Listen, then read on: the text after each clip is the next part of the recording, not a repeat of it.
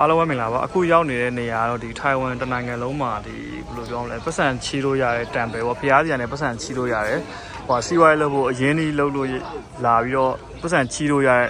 တံပယ်လေးရောက်နေရပါ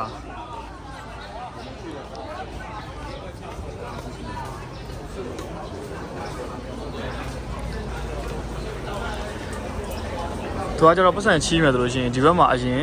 ဖျားလာရှစ်ခိုးပေါ့ဖျားရှစ်ခိုးပြီးလို့ရှိရင်ဖျားကိုဆူတောင်းလို့ရှိရင်ဒီမှာသူတို့ကဒီခေါင်းပန်းလှန်တဲ့ဟာလေးရှိတယ်ဒီခေါင်းပန်းလှန်တဲ့ဟာနဲ့လုပ်လို့ရတယ်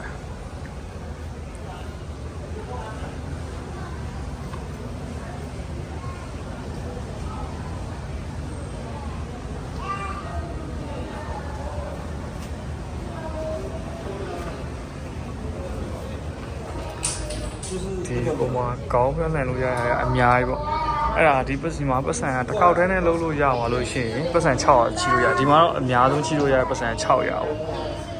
ပြီးလို့ရှိရင်ဒုတိယတစ်ခေါက်လုပ်လို့ရှိရင်900ပေါ့100စီလျှော့သွားတယ်ပေါ့အများဆုံးက600ချီလို့ရတယ်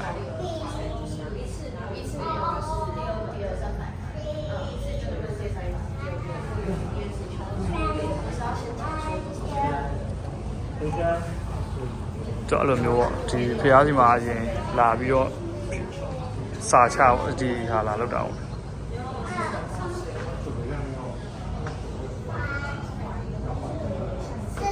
တော့အများဆုံးဒီမှာ600ပဲချီလို့ရတယ်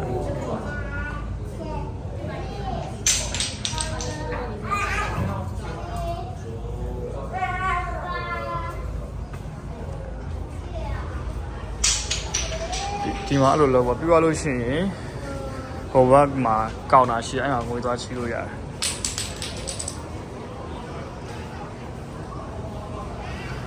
ဒီမှာအဲ့လိုမေးလာပြီးသွားလို့ရှိရင်ကိုဘယ်လောက်ရလဲပေါ့100ရလား200ရလားတစ်ခေါက်တည်းနဲ့ပထမဆုံးတစ်ခေါက်နဲ့ရလို့ရှိရင်တော့600ရတယ်ပြီးသွားလို့ရှိရင်ဒီဘက်မှာလာပြီးတော့ဟိုဖြစ်တယ်ပတ်စံလာထုတ်လို့ရတယ်ပေါ့ထုတ်လို့ရှိရင်သူကနိုင်ငံသားတွေကကြတော့ဒီမှာဟိုလာယူပြီးသွားလို့ရှိရင်စီးပွားရေးလို့ပြီးသွားမှပတ်စံပြန်ဆက်ပေါ့ကျွန်တော်နိုင်ငံသားတွေကကြဒီမှာအဲ့လိုလုပ်လို့မရဘူးတခါတည်း600ချီလို့ရတယ်ပြီးလို့ရှိရင်600ထပ်ပို့တဲ့ပတ်စံပေါ့တော့အနည်းဆုံး650ပြန်ဆက်ကရတယ်ကိုယ့်ဘာအဲ့ထက်အများကြီးပေးချင်တယ်ပေးလို့ရတယ်ပေါ့အနည်းဆုံးကတော့650ထပ်ပို့ပေးရတယ်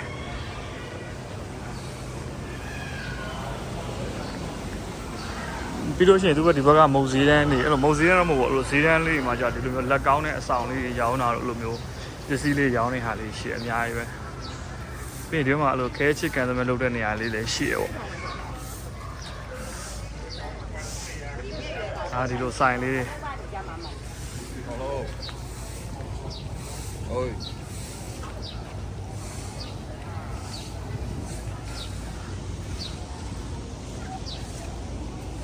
ဟုတ်ကဲ့ပါဗီဒီယိုလေးကိုအဆုံးထိကြည့်ရှုပေးလို့ရောက်စီကြအောင်ကျေးဇူးတင်ပါတယ်နောက်ထပ်ဗီဒီယိုတွေမှာပြန်လည်ဆုံတွေ့ကြပါမယ်